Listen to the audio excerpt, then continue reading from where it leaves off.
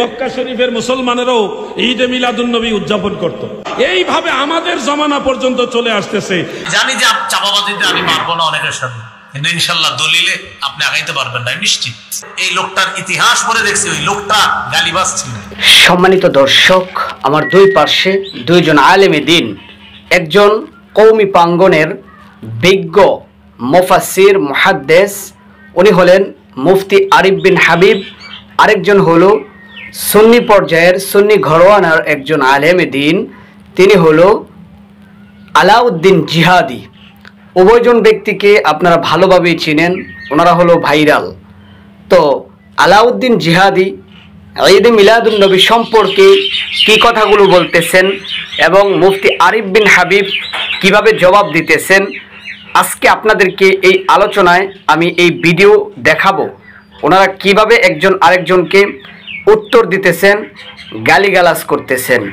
আপনারা কিছুদিন পূর্বেও দেখেছেন জাতীয় মসজিদের খতিব বাইতুল মুকাররম, জাতীয় মসজিদের খতিব আব্দুল মালিক সাহেবকে পর্যন্ত এই সুন্নির ঘরোয়ানার আলেমগণ গালি দিতে পর্যন্ত দ্বিধা করেন নাই। মুফতি আরিফ বিন হাবিবের কথা এটা আপনারা শুনতে পারবেন। একটু ধৈর্য ধরে দুইজনের কথোপকথন আপনারা শুনে যাবেন এবং কোনটা আপনার যুক্তিতে ধরে কমেন্টে ইনশাল্লাহ জানাবেন। উভয়জন ব্যক্তি কিন্তু এলেমের দিক থেকে সেরা। তো আমরা আম জাতি যারা আছি, জেনারেল শিক্ষিত যারা আছে, তারা কাদেরকে অনুসরণ করবে, কার কথাগুলো মানবে বলেন? তো আসুন জিহাদির কথাগুলো শুনি, আলাউদ্দিন জিহাদি কি বলে, তারপর আরিফ বিন হাবিবের আলোচনা এবং দলিল আমরা শুনব। যারা বলেন কওমিরা দলিল দিতে পারে না, তো আজকের এই আলোচনা শুনলে পরে আপনি বুঝতে পারবেন। তা আসুন শুনতে থাকি। সাহাবীরা যেটা করেন এটা করা যাবে না। আপনারা সাহাবীদের চেয়ে বেশি বুঝেননি। তাহলে ইজতিমার ব্যাপারে, সিরাতুন নবী মাহফিলের ব্যাপারে, তাফসীরুল কোরআন মাহফিলের ব্যাপারে, চরমনায় 3 দিনের মাহফিলের ব্যাপারে, বিভিন্ন সালাফীদের সম্মেলন সহ মাদ্রাসা বাৎসরিক সম্মেলন, এই ক্ষেত্রে প্রশ্ন আসে না কেন যে সাহাবারা যেহেতু করে না আমরা সিরাতুন নবী মাহফিল করব না? এই প্রশ্নগুলি আসে না। মূল কারণ হলো এরা অরিজিনালি ওই দলিল আর উসুল বিষয় না, মূল বিষয় হলো তারা নবীর মিলাদ পছন্দ। মুজতাহিদ পর্যায়ের আলেমরা, ইমামরা, মুমিন মুসলমানেরা তারা যদি কোনো বিষয়ের উপরে আমল করে থাকে কোনো ধরনের মতানৈক্য ছাড়া, তখন এটা শরীয়তে হুজ্জত হয়ে যায়। এটার বিরোধিতা করার আর কোনো সুযোগ থাকে না। মক্কা শরীফের মুসলমানেরাও ঈদে মিলাদুন নবী উদযাপন করত। এটা আছে ইমাম আবুল খায়র ইবনে জাজারি রাহমাতুল্লাহ আলাইহির আরফুত তারিফ বি মাউলিদিশ শরীফ, সেই কিতাবের মধ্যে তিনি হাফেজুল হাদিস ছিলেন। তিনি সেই কিতাবে লিখতেছেন, ইয়াখরুজু আহলু মক্কা ইয়াউমাল মাউলিদ ফি কুল্লি আমিন। মক্কাবাসী রবিউল আউয়ালের 12 তারিখে প্রতি বছর তারা ঘর থেকে বের হয়ে রাসূল পাকের মাউলুদ শরীফ, যেই ঘরে নবীজি শুভাগমন করেছে, ওই ঘরের আশেপাশে সবাই অবস্থান করতেন। এরপরে ওয়াইহতাফিলুনা বিযালিকা আ'যামু মিন ইহতিফালিহিম বিয়াউমিল ঈদ ওয়া কাযালিকা ইলা ইয়াউমিনা হাযা। মক্কার মুসলমানেরা, আরবের মুসলমানেরা সবাই দলে দলে ঈদে মিলাদুন নবীর দিনটাকে অন্য সকল ঈদের চেয়ে বড় ঈদ হিসেবে উদযাপন করত। মারহাবা বলে। আলাউদ্দিন জিহাদি সাহেব কি বলল? কওমি আলেম উলামারা সিরাত মাহফিল করে বা বিভিন্ন সময়তে ওয়াজ মাহফিল করে, তো এই প্রসঙ্গে উনি কথাগুলো বললেন এবং তাদের মিলাদুন নবী পালন করাটা যে জায়েজ, এটা করতেই হবে, এই প্রসঙ্গে উনি ওনার শক্ত একটা পদক্ষেপ নিয়েছে। এখন আপনারা শুনেন আরিফ বিন হাবিব কি বলতেছেন এবং তাদের কালচার সম্পর্কে, সুন্নিদের কালচার সম্পর্কে, সুন্নিরা কি কি করে বেড়ায়, এই সম্পর্কে আরিফ বিন হাবিবের জবাবগুলো আপনারা শুনে নেন।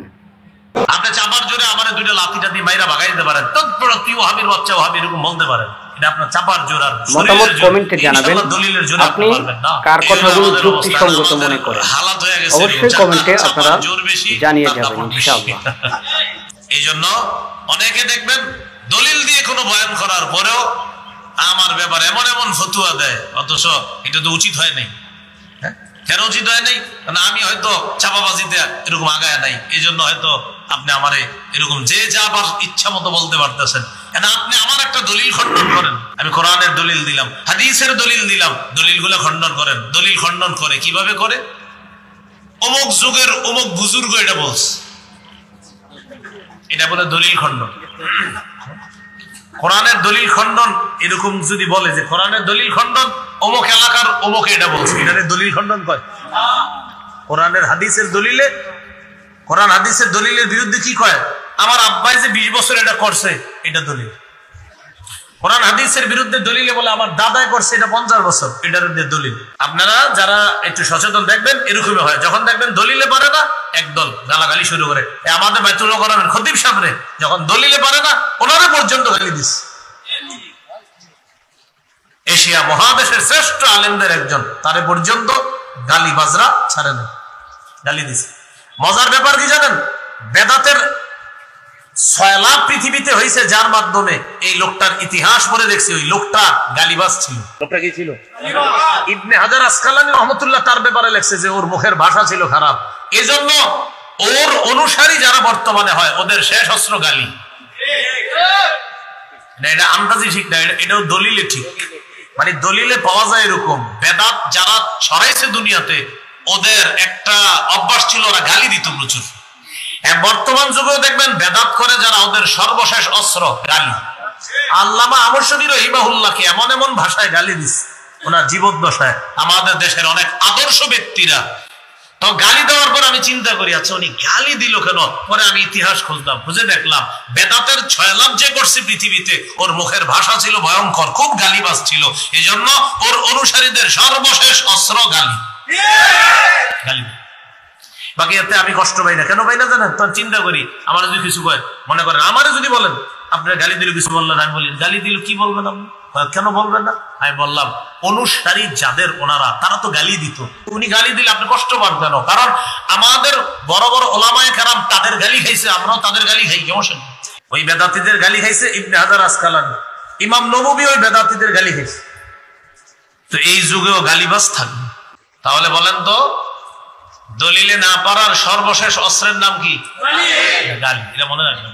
তো দর্শক, আপনারা উভয়জনের কথাগুলো শুনলেন, মুফতি আরিফ বিন হাবিবের জবাব শুনলেন, আলাউদ্দিন জিহাদির যেই প্রশ্নগুলো আছে এগুলো আপনারা শুনলেন।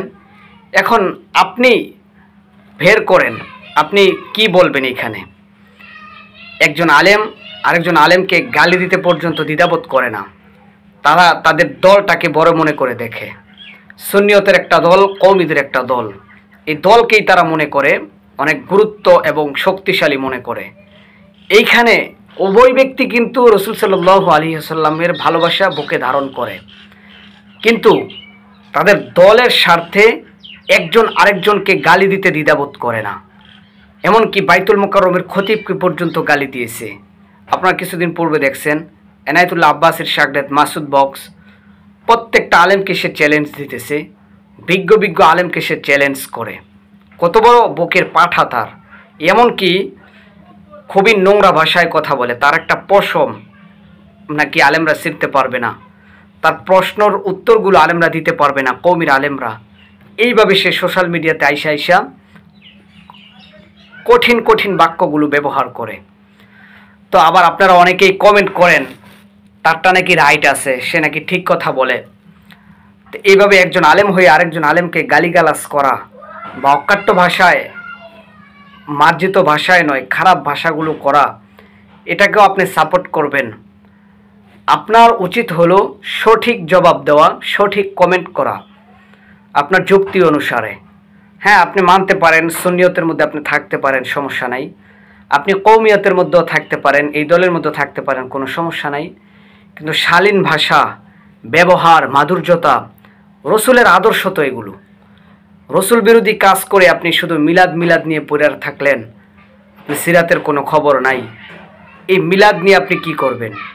রসুল কি রসুলের মিলাদ পালন করছে? রসুলের জীবদ্দশায় রসুল নিজেও তো খুশি হয়েছে, কিন্তু এই মিলাদ নিয়ে পড়ে থাকছেন। অন্যান্য গাউস কুতুব বা সাহাবায়ে কেরাম রসুলের মিলাদ কি পালন করেছেন? তা আপনি রসুলের জন্মতে অবশ্যই আমরা খুশি, রসুল সাল্লাল্লাহু আলাইহি ওয়াসাল্লাম জন্মগ্রহণে অবশ্যই আমরা খুশি, ওনার মিলাদে আমরা খুশি। এটাকে জায়েজ করে নেবেন, এটাকে না মানলে সুন্নত অমান্য হবে, ফরজ অমান্য হবে, এরকম অকাট্যভাবে দলিল পেশ করা, এটা কিন্তু বেদাত। এটা নতুন করে আপনি যোগ দিলেন। ঈদ পালন করা, এটাও একটা বেদাত। কওমি আলেমগণ এগুলোই বলে থাকেন। কওমি আলেমরা তো খুশি, রসুলের জন্মতে অবশ্যই খুশি, রসুলের বিপক্ষে তো কওমি আলেমরা না। অথচ রসুলের সিরাত প্রসঙ্গে তারা ওয়াজ মাহফিল করে বেড়াইতেছে। সুন্নিরা এখন বলে এগুলো তারা বেদাত করে। রসুলের জামানায় ওয়াজ মাহফিল ছিল না, রসুলের জামানায় মাদ্রাসার পড়ালেখা ছিল না, রসুলের জামানায় এটা ছিল না, ওইটা ছিল না, এগুলো বইলা তারা এখন অপপ্রচার করতেছে। তা আপনার যুক্তি অনুসারে আপনি জানিয়ে যাবেন কমেন্টে কার কথাগুলো রাইট। আলাউদ্দিন জিহাদি বনাম মুফতি আরিফ বিন হাবিব কওমি এবং সুন্নিয়তের দল। এখন আপনি আপনার প্রসঙ্গটা আমাদের কমেন্টে জানাবেন। এরকমই আরও আকর্ষণীয় এবং আলেম ওলামাদের বিতর্কিত বিষয়গুলো জানবার জন্য আমাদের চ্যানেল সাবস্ক্রাইব করবেন, লাইক দিবেন, শেয়ার করবেন এবং আপনি এই ভিডিওগুলো থেকে শিক্ষা নেবেন যে আলেমরা দ্বন্দ্ব করা ঠিক নয়। একজন আরেকজনের এলেম অনুযায়ী ইজতিহাদ করতেই পারে, তার মানে এই নয় যে গালিগালাজ করা। ইমামগণের ইতিহাস পড়ে দেখবেন তারা কিন্তু গালিগালাজ করেন নাই, তাদের মধ্যেও ইজতিহাদ ছিল, তাদের মধ্যে মতানৈক্য ছিল। এখন সুন্নি বনাম কওমির মধ্যে যে সমস্ত গালাগালি চলতেছে, এগুলো করলে তো মানুষ সব গোমরা হয়ে যাবে, রসুলের মহাব্বত চলে যাবে, ইসলামিকতা সব ধূলিসাৎ হয়ে যাবে। আল্লাহ সকল ভিউয়ার্স এবং দর্শকদেরকে এই ভিডিও থেকে শিক্ষা নিয়ে নিজের জীবন গড়ার তৌফিক দান করেন। আমিন। আসসালামু আলাইকুম ওয়া রাহমাতুল্লাহ।